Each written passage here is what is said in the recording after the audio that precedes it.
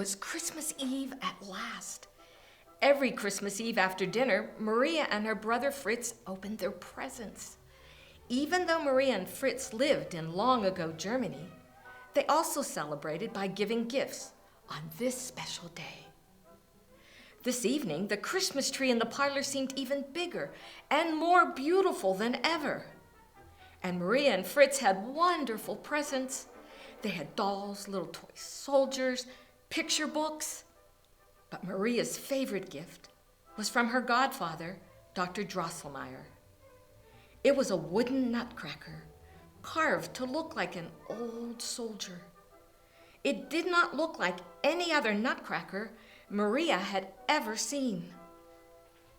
What Maria did not know, though, was that the nutcracker was enchanted.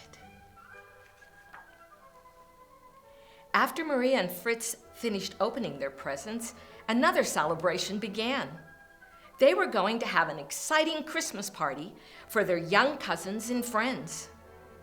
Everyone played with the dolls and the toy soldiers, and there were all kinds of Christmas candies and cookies to eat. Then Dr. Drosselmeyer said, "Wait right here, children. I have a special Christmas treat for your party." Before the children could guess what the treat might be, he appeared with 2 puppets and a small stage for a puppet show. The 2 puppets danced and leaped high off the stage and did somersaults while the children watched and laughed and clapped. Maria held her favorite gift, the nutcracker, through the whole puppet show. After the show was over, Fritz began to dance around just as the puppets had done. He grabbed the nutcracker from Maria and leaped up, holding it high. But Fritz could not dance quite as well as the puppets. He stumbled, and the nutcracker went flying across the room, landing near the Christmas tree. When Maria ran to pick up her favorite gift, she saw that his wooden jaw was broken. "Oh no," she cried. "Let me fix you, poor nutcracker." She carefully tied the nutcracker back together with her handkerchief and put him under the Christmas tree.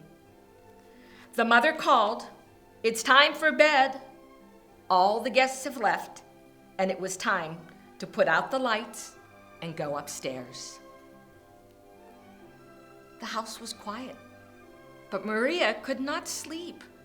She was thinking about the nutcracker under the Christmas tree. Maria tiptoed downstairs. When she opened the doors to the big parlor, she was surprised to see that the Christmas tree was lit again. She picked up her nutcracker, but he looked larger than when she had left him under the tree, and his jaw was not broken anymore. The nutcracker seemed to be growing. As he grew taller and taller, his carved wooden face slowly changed. Before Maria's very eyes, the nutcracker became a handsome young prince. The prince bowed to Maria and thanked her. Her act of kindness had broken a magic spell that had been cast over him. Just then, Maria heard a scuffling and scratching sound with pattering and squeaking voices. She looked up to see a room full of huge gray mice. "What are mice doing here?" wondered Maria.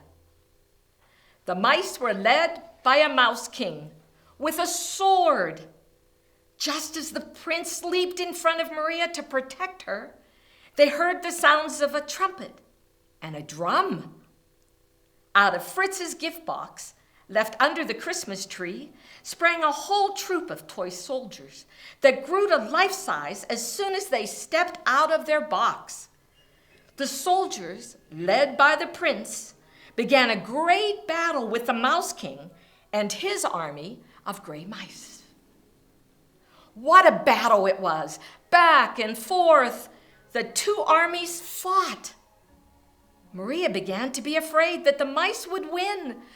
The prince and the toy soldiers seemed to be getting tired. But just then, Maria saw her chance to help. She took off her slipper and threw it with all her might at the Mouse King. Down he went. The battle was over. As quickly as they had come, the army of gray mice scampered away. The prince, now completely free from the magic spell, he could go home to his own land. "Would you come with me?" he asked Maria. "Oh, yes," answered Maria.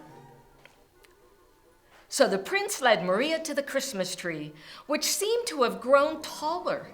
He raised his arms, and suddenly the prince and Maria were no longer in Maria's parlor.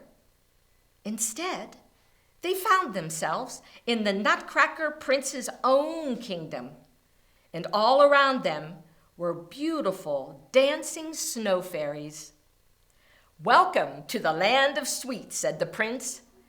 Maria saw sights she had never dreamed of.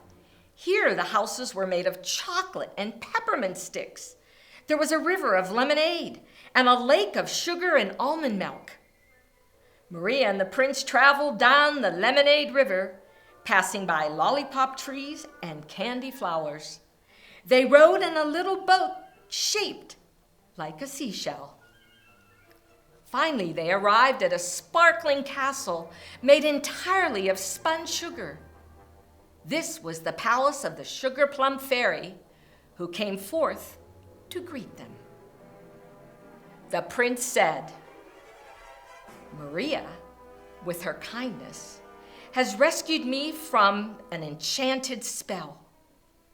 In the battle with the Mouse King, at just the right moment, she attacked with her slipper and saved me." When the Sugar Plum Fairy heard this, she invited Maria and the prince to sit on her royal throne. She threw a great party to celebrate. Everyone in the land of sweets came. As tinkling music filled the hall, the Sugar Plum Fairy did a graceful fairy dance. Next came a parade of dancers, Chinese dancers, whirling Arabian dancers, leaping and twirling Russian dancers. Maria had never seen such sights. There were chocolate dancers and penny whistle candy dancers and even dancing clowns. Just when Maria could not imagine anything more grand, she was surrounded by enchanted flowers. Everywhere she looked were beautiful flowers, buttercups and daffodils, roses and tulips. They seemed almost to float as they waltzed round and round the great ballroom. Everyone joined in the dancing. Maria was a little afraid to dance. Then the Nutcracker prince approached and said, "All this dancing is for you. You must dance too. Come with me." So Maria and the prince whirled and whirled and whirled until Maria was a little dizzy and could no longer tell exactly where she was. She rubbed her eyes and sat up. She was beneath her own Christmas tree in her own house. And here, beside her, was her Nutcracker. Where was the prince, the dancers, the Sugar Plum Fairy? Oh, could it all have been a dream?